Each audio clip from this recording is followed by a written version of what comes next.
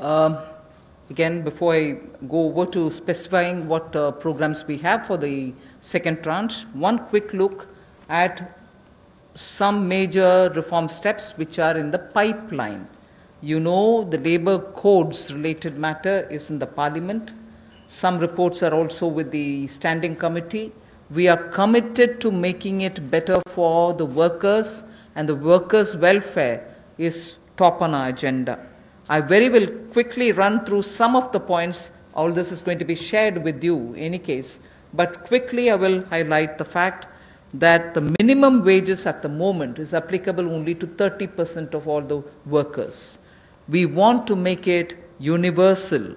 We want to give that right to minimum wage universally to all workers. So that is one of the major things we are working towards, and as you know, it's all discussed in the parliament. It is getting, work is done in the parliament, it is happening there, but I'm giving you some of the highlights. Second is also the regional disparity in minimum wage which exists. We are trying to get over that problem, to get over the disparity which prevails by saying if there can be a national floor wage concept which can be accepted by all the states, so that the disparity which prevails between states of minimum wages can be gotten over. We are also talking about compulsorily giving appointment letters for everybody who is taken in, so that it gets formal, and also making sure annual health checkup is made mandatory for all the employees.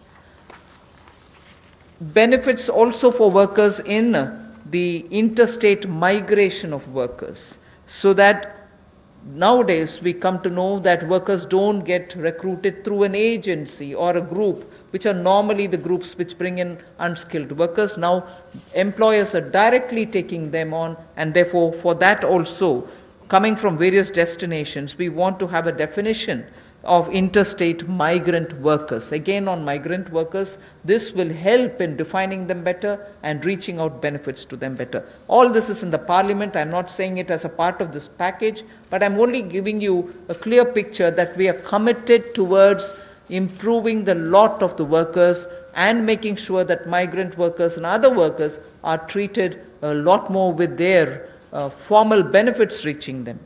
Portability of welfare benefits is also being contemplated in the parliament for migrant workers.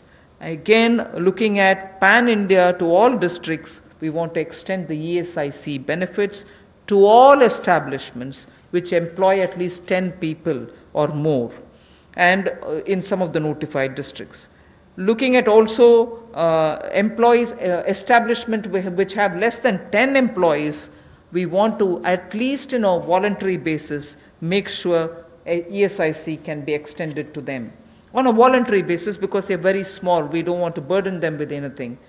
The other thing that we're looking at is to make it mandatory to have ESIC coverage through notification by the central government for employees who are working in hazardous industries.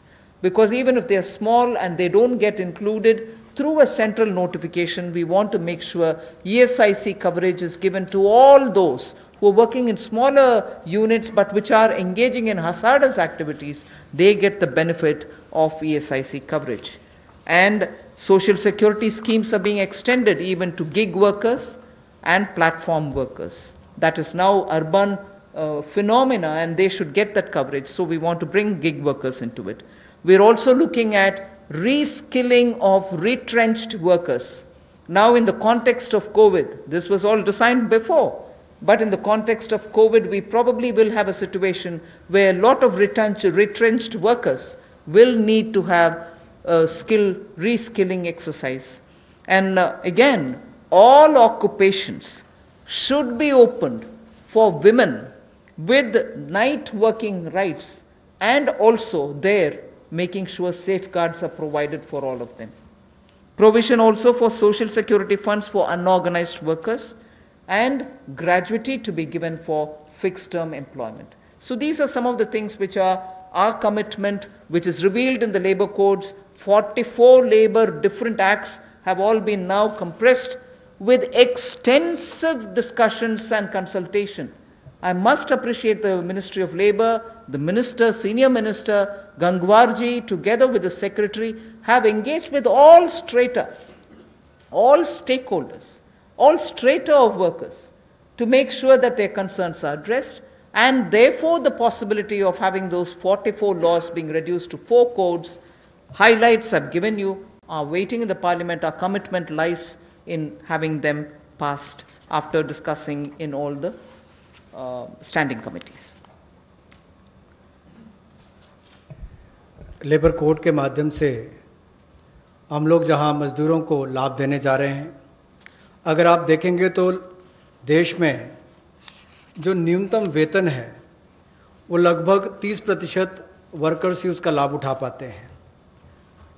समय पर उनका वेतन का भुगतान नहीं हो पाता। Unorganised जो असंगठित क्षेत्र है उसमें ये दिक्कत है, और इसीलिए यूनिवर्सलाइजेशन की जो बात कही गई है कि न्यूनतम वेतन की यूनिवर्सलाइजेशन की जाएगी, पूरे देश भर में एक जैसा उसका हो, कम से कम एक न्यूनतम वेतन गरीब से गरीब मजदूर को मिले, इसके लिए इस कदम को उठाया गया है।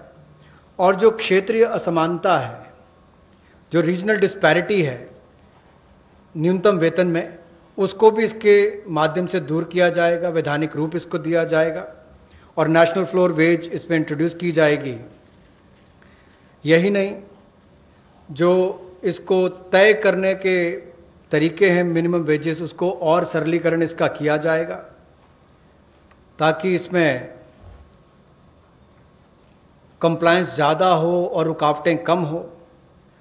नियुक्ति पत्र भी सभी मजदूरों को मिलेंगे, और यही नहीं, साल में एक बार स्वास्थ्य का चेकअप भी होगा, हेल्थ चेकअप भी इनका होगा।